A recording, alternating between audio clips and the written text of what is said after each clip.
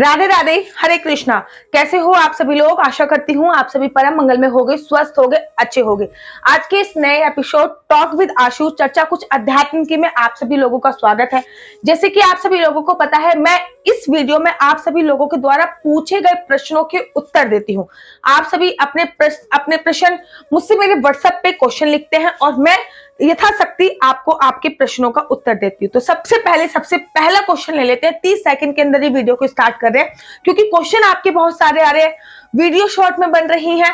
तो चलिए अधिक से अधिक क्वेश्चन लेने की मैं कोशिश करती हूँ। लेकिन एक चीज मैं आपसे बोलना चाहूंगी, मेरा ये जो शो है टॉक विद आशु, ये एक चैनल भी है टॉक विद आशु। इसको सब्सक्राइब अवश्य कर लीजिए, वीडियो को ज्यादा से ज्यादा शेयर कीजिए ताकि दूसरे लोगों की भी हेल्प मिल पाए। क्योंकि मैं बहुत सारा टाइम मेरे पास होता नहीं है, टाइम निकाल के आप लोगों के क्वेश्चन आंसर लेती हूँ। राधे राधे, मेरा नाम भूमि चरण है। मेरी मम्मी का निर्जला ग्यारस का उद्यापन करना है, कैसे करें, इसका क्या महत्व होता है, क्या जरूरी है, निर्जला ग्यारस में क्या क्या करना चाहिए, उद्यापन बताइए और सामग्री बताइए। देखिए, बड़े सारे लोगों का मेरे पास ये प्रश्न आता है कि दीदी निर्जला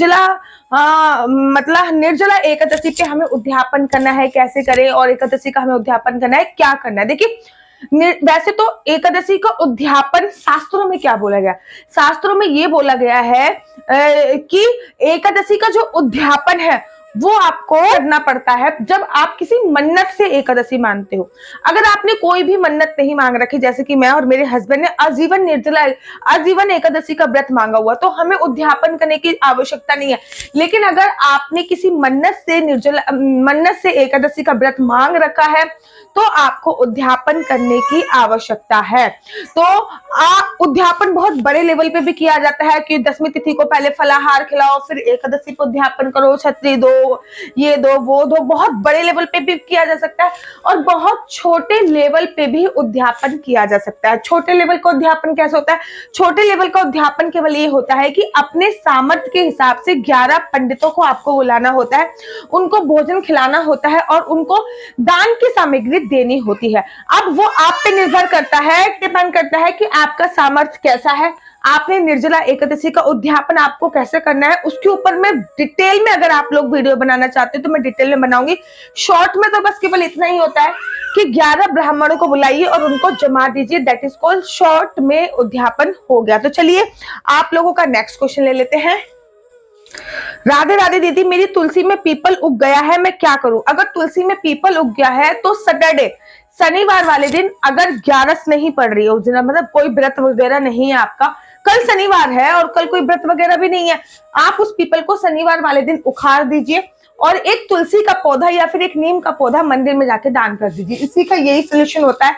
किसी की छत पे पीपल उग जाए, किसी के पौधे के अंदर पीपल उग जाए, तो आपको यही करना होता है। उस पौधे को, उस पीपल के जो पौधा होता है उसको घर पे नहीं उगाते हैं, ठीक है? वैसे पीपल का पौधा बहुत शुभ होता है, घर पे नहीं उगाते हैं।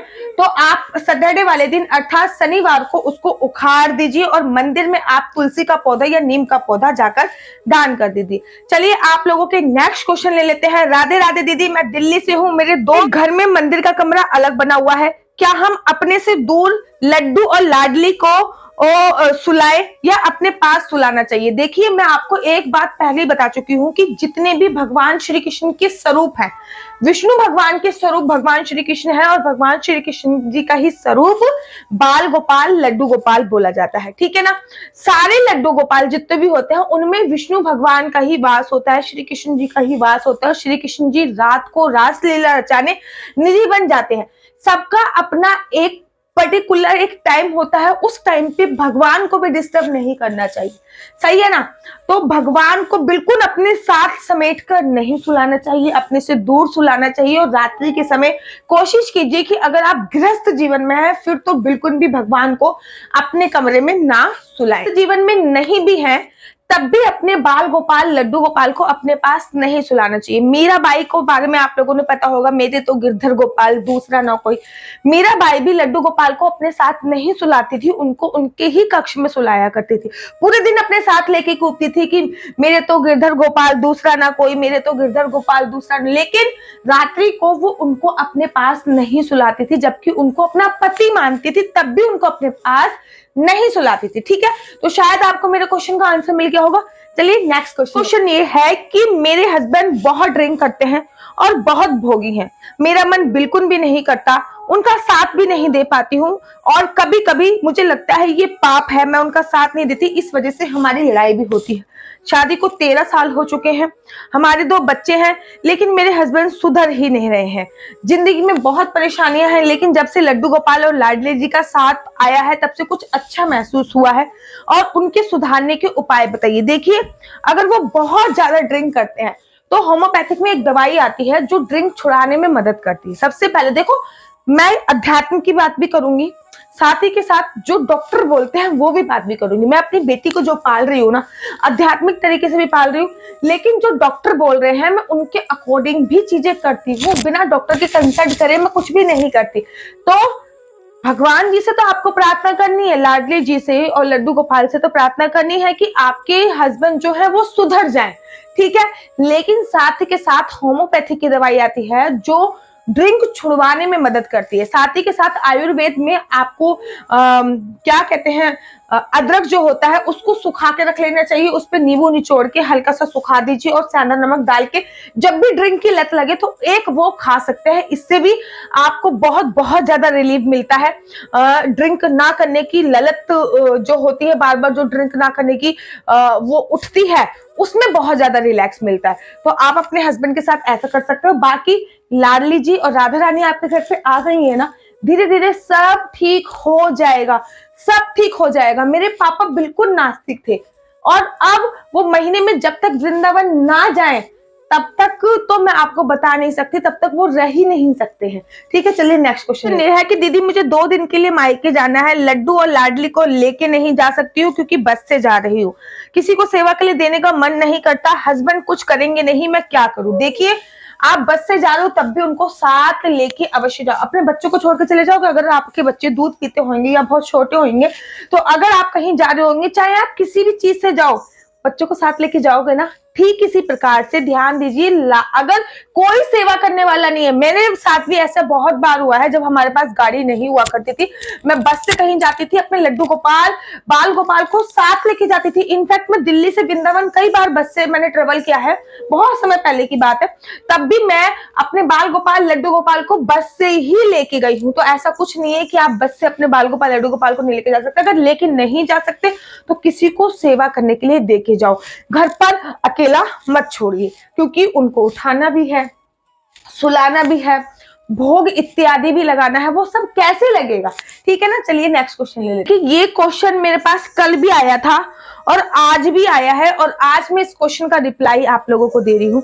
दीदी राधे राधे, प्लीज आप मेरे सवाल का जवाब जरूर दीजिए, चाहे शॉर्ट वीडियो में बता दीजिए कि मैं एकादशी का व्रत रखना चाहती हूँ, लेकिन मेरे हस्बैंड अगर ब्रह्मचर्य का पालन ना करे 10वीं तिथि पर और द्वादशी तिथि पर, तो कृपया करके रिप्लाई कीजिए। देखिए, 10वीं तिथि पर ब्रह्मचर्य का पालन करना बहुत जरूरी है। हाँ, द्वादशी तिथि पर सुबह सुबह ऐसा कुछ नहीं होना चाहिए, शाम को चाहे आप ब्रह्मचर्य का पालन ना करें, लेकिन 10वीं तिथि पर आपको ब्रह्मचर्य का पालन करना बहुत जरूरी होता है। इनफैक्ट ऐसा बोला जाता है कि जो है ना, उसका भी असर हमारी बॉडी पर 48 घंटों तक रहता है।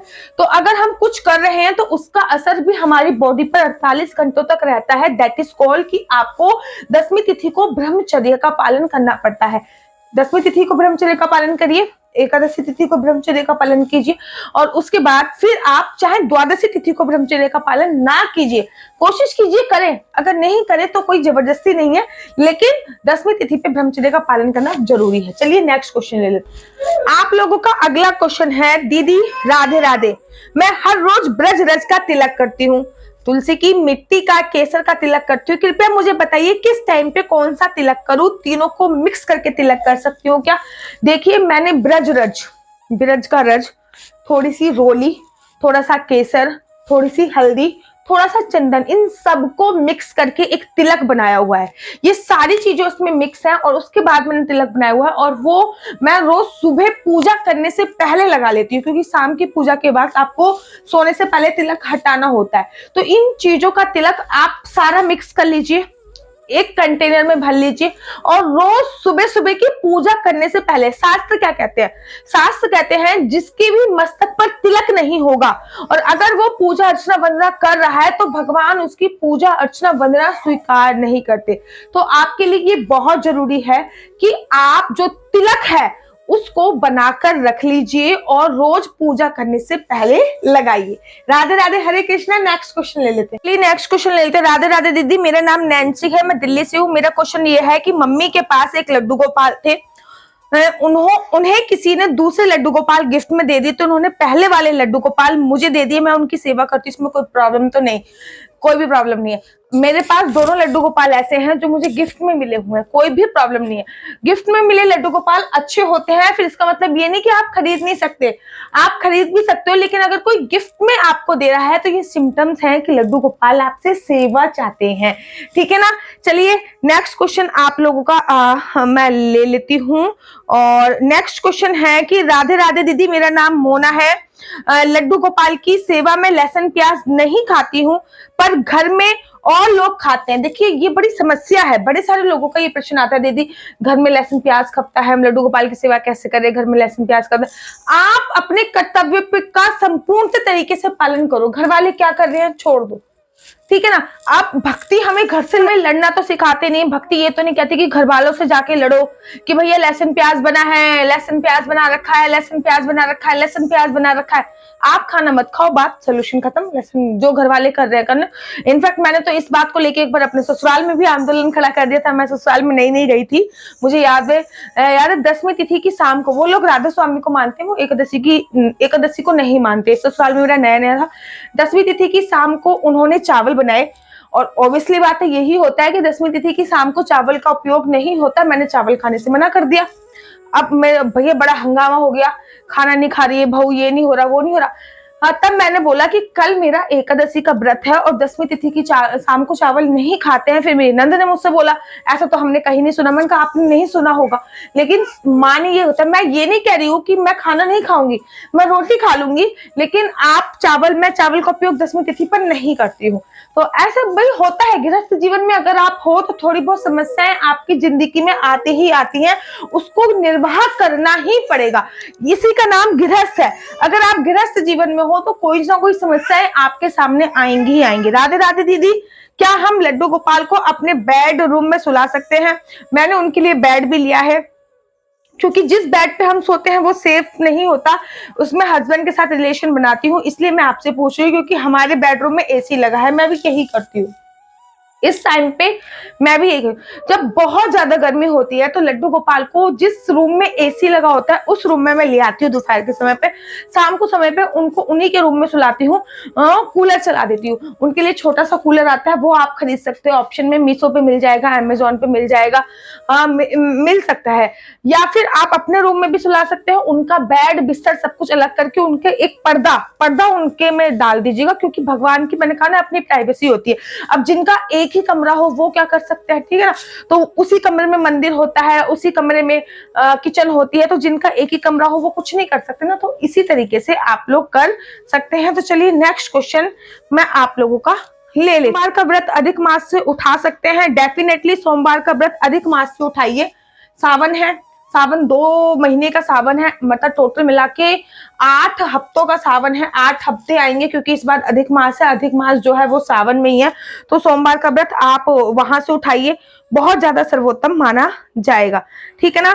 चलिए आप लोगों के नेक्स्ट क्वेश्चन ले लेते हैं। तो देखिए आप लोगों ना क्वेश्चन भेजने के लिए क्या करना होता है, आप लोगों को क्वेश्चन भेजने के लिए मेरे व्हाट्सएप नंबर 429202565 पर केवल अपने प्रश्न डाल दीजिए, अपना नाम डाल दीजिए, स्थान डाल दीजिए, जिस स्थान से आप हो अपने प्रश्न डाल दीजिए। और जब भी प्रश्न डाल दीजिए, मैं आपका व्हाट्सएप पे रिप्लाई नहीं दूंगी, मैं आपका वीडियो बनाकर ही रिप्लाई देने वाली हूँ, ठीक है। कोशिश कीजिए कि एक बार में केवल एक ही क्वेश्चन डाले। राधे राधे दीदी, मैं कल्पना छत्तीसगढ़ से हूँ। मेरे दादा ससुर के भाई के घर बेबी हुआ है दीदी, क्या हमें भी उसका सूतक पातक मानना पड़ेगा? दी मैंने लड्डू गोपाल रखे हैं, 10 दिन से उन्हें भोग नहीं लगाया है, हमें अच्छा नहीं लग रहा है। आप प्लीज हमें कुछ सोल्यूशन बताइए। देखिए सूतक पातक, आपकी 10 पीढ़ी तक लगता है। ध्यान रखें कि अगर आपके दादा ससुर के भाई के भी होगा तो वो आपको उनकी 10 पीढ़ी तक आ जाओगे। तो जो सूतक पातक लगता है वो 10 पीढ़ी तक लगता है, तो ऑब्वियसली बात है कि आपको भी आपके घर पे भी सूतक और पातक लगेगा ही लगेगा। आप अपने लड्डू गोपाल को किसी और को दे दीजिए, उस टाइम पे पूजा अर्चना वंदना करने के लिए कोई और अवेलेबल ना हो तो क्या करें? Then what? कोई और अवेलेबल नहीं है तो मंदिर के पट एकदम बंद करके लड्डू गोपाल को अलग निकाल के रख लीजिए। उनको स्नान वगैरह कुछ नहीं कराना, लेकिन खाने के लिए कुछ दे सकते हैं, सुला सकते हैं, उठा सकते हैं, दैट्स इनफ। आरती की थाली लेके मत बैठ जाना, ओम जय जगदीश यारे सूतक पातक में। वैसे तो कोशिश कीजिए, ये मैं 0.01% की बात कर रही हूँ, वैसे तो कोशिश कीजिए कि आप उनको किसी और को दे सकें, क्योंकि आपकी 10 पीढ़ी तक सूतक पातक लगता है, इस बात का आपको ध्यान रखना है। नेक्स्ट क्वेश्चन ले लेते हैं। नेक्स्ट क्वेश्चन है, राधे राधे दीदी, क्या लेडीज को ओम नमो भगवते वासुदेवाय का जाप नहीं कर सकती? किसने बोला? किसने बोला? कुंती माता के पास एक मंत्र था, ओम नमो भगवते वासुदेवाय। कुंती माता हमेशा उसी मंत्र का जाप करती थी, ओम नमो भगवते वासुदेवाय। तो ऐसा कुछ भी नहीं है कि ओम नमो भगवते वासुदेवाय का जाप नहीं कर सकती हैं। कोई भी व्यक्ति, श्रीमद् भागवत महापुराण में लिखा हुआ है, कोई भी व्यक्ति इस पंच अक्षरी मंत्र का जाप कर सकता है। कोई भी व्यक्ति, चाहे उसमें स्त्री हो, चाहे पुरुष हो, चाहे बच्चा हो, चाहे बुढ़ा हो, कोई भी व्यक्ति कर सकता है। देते हैं आप लोगों का नेक्स्ट क्वेश्चन ये है कि क्या तांबे के लोटे में सूर्य भगवान को औरतें जल दे सकती हैं? जल विधवा औरतें दे सकती हैं? देखिए, पहली बात, हमारे समाज में विधवाओं को लेकर इतनी गलत धारणा है, इतनी गलत धारणा है, इस धारणा को खत्म करना चाहिए। जब अश्वमेध यज्ञ हुआ था राम राज्य के टाइम पे, भगवान राम के टाइम का मैं बता रही हूँ, जब अश्वमेध यज्ञ हुआ था, क्या हुआ था? जब अश्वमेध यज्ञ हुआ था, क्या हुआ था बताइए? माता कौशल्या, माता सुमित्रा, सभी के सब बैठी थी, तीनों माताएं उसमें बैठी थी। तीनों माताओं ने अश्वमेध यज्ञ में आहुति दी थी। अश्वमेध यज्ञ में तीनों माताओं ने, उनके पति थे राजा दशरथ का तो देहांत हो गया था। जब राम जी का अभिषेक हुआ था, उसके बाद अश्वमेध यज्ञ हुआ था। तो भाई, विधवा औरतें कुछ भी कर सकती है, उसमें उनकी कोई गलती नहीं होती है। और साथ ही के साथ महाभारत का उदाहरण भी मैं आप लोगों को दे देती हूँ। महाभारत काल में क्या हुआ था? कुंती के पति नहीं थे, कुंती के पति का देहांत हो गया था, लेकिन कुंती फिर भी एकादशी का व्रत रखती थी, भगवान सूर्य को स्मरण करती थी, भगवान कृष्ण का जाप करती थी। तो ये सब केवल भ्रम बैठाया गया है कि विधवा औरत है तो इसको ये मत दो, विधवा औरत है तो इसको वो। मैं अपनी कथा में, जब मैं भागवत कथा करती हूँ, मैं बढ़ चल के विधवा औरतों को हिस्सा दिलाती हूँ कि वो कलश उठाए या फिर ये करो। उनको हीन दृष्टि से देखना बंद कीजिए, उनको हीन दृष्टि से देखना बंद कीजिए। हीन दृष्टि से देखने की उनको कोई भी आवश्यकता नहीं है। क्या मंदिर में बलराम की फोटो रखनी चाहिए या फिर सिर्फ भगवान की? बलराम जो थे वो भी भगवान का ही स्वरूप थे, मतलब अर्थात रोहिणी के गर्भ से बलराम जी का प्रादुर्भाव हुआ था। तो जो बलराम जी थे वो भी भगवान के ही अवतार माने जाते हैं। जो भगवान के श्रीमद् भागवत महापुराण के अनुसार अवतार हुए हैं, उसमें बलराम जी का भी एक अवतार वर्णन है। ठीक है ना? तो चलिए आप लोगों के नेक्स्ट क्वेश्चन ले लेते हैं। और नेक्स्ट क्वेश्चन, अरे भैया बड़े सारे क्वेश्चन है। मेरी तुलसी माता थोड़ी मुरझा रही है, उनको कैसे ठीक करें, टेक केयर के बारे में बताइए। मेरी बेटी पीछे से साउंड दे रही है, रोने रही, वो ऐसी बातें कर रही है। तो तुलसी माता थोड़ी सी मुरझा रही है, इस समय पे गर्मी बहुत ज्यादा पड़ रही है, तो उनको 2 से 3 बार जल दो, 2 से 3 बार जल दो, और साथ ही के साथ हल्की सी हल्दी डाल दो। कहते हैं हल्की सी हल्दी डालने से, हल्की सी 1 चुटकी हल्दी डालने से जो तुलसी माता मुरझाई हुई होती है ना, वो खिली खिली सी हो जाती है। ठीक है ना? तो उनको 2 से 3 बार जल दीजिए, क्योंकि इस टाइम पे ना गर्मी बहुत ज्यादा पड़ रही है। सही है? तो ये है मेरी चुटंकू। राधे राधे करते, राधे राधे राधे राधे राधे राधे राधे राधे। इसका जन्म वृंदावन में हुआ था, ये ब्रज जन्मी है, अर्थात वृंदावन में इसका बोर्न हुआ है। और बिटू राधे राधे कर दो और बोल दो। आज की वीडियो हम यहीं पे खत्म करते हैं। कल आपके क्वेश्चंस लेके मैं दोबारा से हाजिर होंगी। अगर आपको मेरी ये क्वेश्चन आंसर वाली श्रृंखला पसंद आ रही है तो आप अपना यूट्यूब चैनल टॉक विद आशु को लाइक शेयर सब्सक्राइब करना बिल्कुल भी मत भूलिए। तब तक के लिए मुझे दीजिए इजाजत। राधे राधे, हरे कृष्णा, हरि बोल, हरि बोल। और इस वीडियो को ज्यादा से ज्यादा शेयर अवश्य कीजिए ताकि लोगों के संशय खत्म हो सके, जो कि बहुत ज्यादा जरूरी है। राधे राधे।